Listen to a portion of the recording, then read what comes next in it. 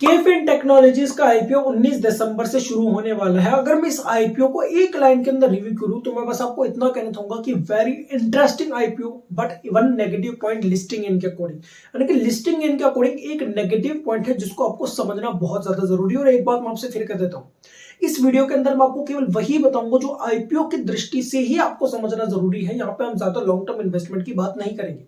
तो अब इस वीडियो को शुरू करते हैं। देखिए, सबसे इंपॉर्टेंट चीज है इस कंपनी के काम को आप समझ लें कि ये कंपनी काम क्या करती है। तो अगर मैं इसे भी एक लाइन के अंदर आपको कहूं तो मैं बस आपसे इतना कहूंगा कि जब तक स्टॉक मार्केट और जब तक म्यूचुअल फंड्स का काम चलता रहेगा, जब तक इनकी ग्रोथ होती रहेगी, इस कंपनी की भी ग्रोथ होती रहेगी। अब आता है क्वेश्चन क्यों? क्योंकि ये इसी सेक्टर के अंदर इन्हीं कामों को करने का काम करती है ये कंपनी।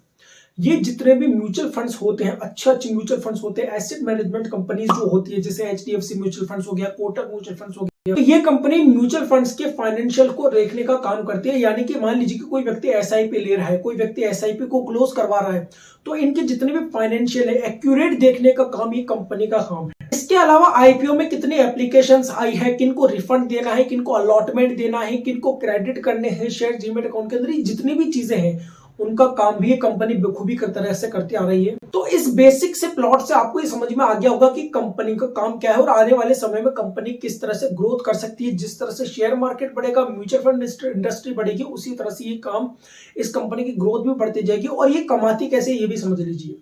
जिस भी तरह से फाइनेंशियल मैनेज करती है, खासतौर पर म्यूचुअल फंड्स के अंदर, तो वहां पर ये कुछ परसेंट का चार्ज रख लेती है। वो परसेंटेज वो डिपेंड करता है ये कंपनी कितने लेती है, लेकिन कुछ भी परसेंटेज का चार्ज लेती है उन कंपनियों से जिससे ये मुनाफा बनाती है। तो यहां तक अब आपको समझ में आ गया कि कंपनी काम क्या करती है। अब बात करते हैं आईपीओ की दृष्टि से जो सबसे इंपॉर्टेंट चीज है वो है इसके फाइनेंशियल, जिसको आपको समझना चाहिए। तो अगर आप इस कंपनी के फाइनेंशियल देखेंगे तो आप देखेंगे इसके फाइनेंशियल जो वो ईयर टू ईयर ग्रोथ करते हुए नजर आ रहे हैं। इसके रेवेन्यू भी बढ़ता जा रहा है, इसका प्रॉफिट आफ्टर टैक्स भी बढ़ता जा रहा है, जो कि 2022 के अंदर 148 करोड़ हो गया था, जो कि 2021 की तुलना में बहुत ही अच्छे खासे तरह से आपको बढ़ता हुआ नजर आ रहा है। इसके अलावा कंपनी की नेटवर्थ तो बढ़ी रही है, लेकिन यहाँ पर एक चीज आपको और दिखाई दे रही होगी कि यहाँ पर इसकी जो बोरोविंग्स है वो साल दर साल कम होती जा रही है, जो कि इस कंपनी के लिए बहुत ही ज्यादा पॉजिटिव दिखाई देता है। देखिए, आईपीओ की दृष्टि से केवल इतना जरूरी होता है कि कंपनी प्रॉफिटेबल हो, कंपनी के पास ज्यादा बोरोविंग्स ना हो, जो कि दोनों में ही कंपनी पॉजिटिव हमें दिखाई देती है। आईपीओ के अंदर ये चीजें बूस्ट करने का काम करती है उस आईपीओ के अंदर लिस्टिंग गेन को। अब हम बात करते हैं सेकंड पॉइंट, यानी कि उस नेगेटिव पॉइंट की जिसके बारे में मैंने शुरुआत के अंदर बात करी थी और जिसको आपको बहुत सावधानी से आपको समझना चाहिए। देखिए, मैं हमेशा आपके साथ एक बात कहता हूं कि जिन कंपनियों का, यानी कि जिन आईपीओ का इशू साइज 1000 करोड़ के आसपास है या कम है, उनको अपना प्राइस बैंड, यानी कि प्राइस जो है वो 500 रुपए से कम रखना चाहिए। अब इसका प्राइस रेंज भी कम है, जो कि है 347 रुपए से लेकर के 366 रुपए, यानी कि प्राइस रेंज कम है। और इसका इशू साइज भी 1500 करोड़ रुपए, यानी कि 1000 करोड़ से ऊपर है। लेकिन फिर भी ये एक नेगेटिव है। देखिए कैसे, देखिए इस बात से मुझे कोई फर्क नहीं पड़ा कि इस आईपीओ को जो प्राइस है वो 366 रुपए रखा गया। अगर 370, 380, 390, 400 भी होता तो भी कोई फर्क नहीं पड़ता। लेकिन जब हम इसका कंपैरिजन करते हैं इसी की कॉम्पिटिटिव कंपनी कैंप से, तो यहां पर आपको एक पॉइंट समझ में आ जाता है कि ये जो वैल्यूएशन मांग रही है, वो जो वैल्यूएशन है वो बहुत ज्यादा दिखाई दे रही है उस कंपनी के पीयर कंपैरिजन की तुलना में। लेकिन मैं आपको उतना डीप नहीं ले जाऊंगा, बल्कि आपको केवल मैं इतना समझाना चाहूंगा, अगर ये आईपीओ, इसका जो प्राइस है वो 366 रुपए से ना होकर 300 रुपए के अंदर अंदर होता है, 300 रुपए तक भी होता, तो भी एक डिसेंट वैल्यूएशन पर ये कंपनी आ सकती थी। लेकिन आईपीओ की दृष्टि से जो चीज इंपॉर्टेंट है, अब मैं आपको वहां लेकर चलता हूं कि जिससे ये प्राइस चाहे कुछ भी हो कोई मैटर नहीं करती, जो सबसे इंपॉर्टेंट चीज है, सबसे महत्वपूर्ण चीज है, उसके अंदर मैं आपको लेकर जाता हूं। लिस्टिंग के लिए 5 चीजों की आवश्यकता है। पहला है कि प्राइस रेंज कम होनी चाहिए, जो कि 500 रुपए से कम है। दूसरी चीज है कंपनी का सब्सक्रिप्शन, यानी कि इस आईपीओ का सब्सक्रिप्शन कैसा आता है, टोटल सब्सक्रिप्शन, रिटेल कैटेगरी के अंदर आया हुआ सब्सक्रिप्शन वो आता है दूसरा और तीसरे चीज के अंदर। अब हम बात करते हैं फोर्थ चीज के अंदर आता है फंडामेंटल, जो कि मैंने आपको बता दिया।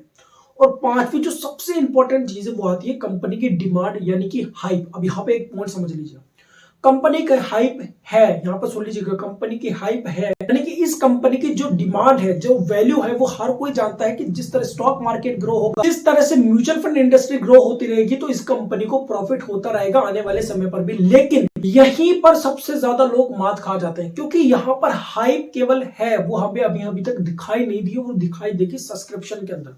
तो यानी कि जो भी डिमांड अभी आपको दिखाई दे रही है यूट्यूब पर या फिर किसी चैनल पर या किसी टीवी पर, एडवर्टाइजमेंट, एनीवेयर कहीं पर भी, आपको देखना है कि वो हाइप हमें दिख रही है या नहीं दिख रही है। उसके लिए हमें देखना पड़ेगा इसका सब्सक्रिप्शन कैसा आता है पहले 2 दिन का।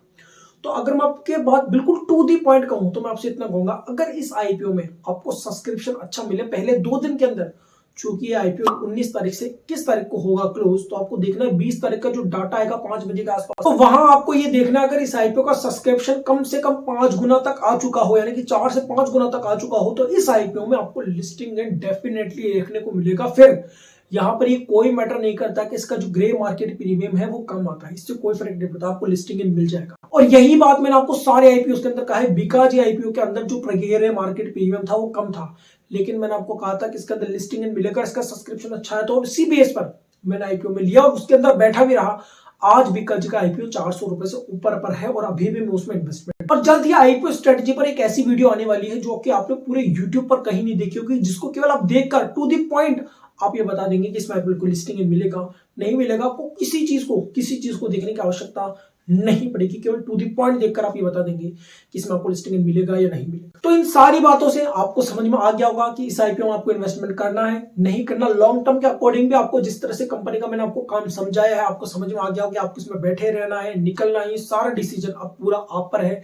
लेकिन एक बार इन्वेस्टमेंट करने से पहले अपना सब्सक्रिप्शन जरूर देख लीजिएगा कि सब्सक्रिप्शन किस तरह से आ रहा है, उसका ग्रे मार्केट प्रीमियम उस समय क्या है। वैसे ग्रे मार्केट प्रीमियम मैटर नहीं करता, लेकिन फिर भी आपको देखने से एक स्ट्रांगनेस आपकी बढ़ जाएगी, यहां पर आपकी कंफर्मेशन ज्यादा हो जाएगी, उस आईपीओ में लिस्टिंग होने की संभावना बहुत ज्यादा बढ़ जाएगी। ये वीडियो आपको कैसा लगा मुझे कमेंट करके जरूर बताएगा। आईपीओ से जुड़ी हुई ऐसी वीडियो और देखने के लिए इस चैनल को जरूर सब्सक्राइब कीजिएगा। Thank you.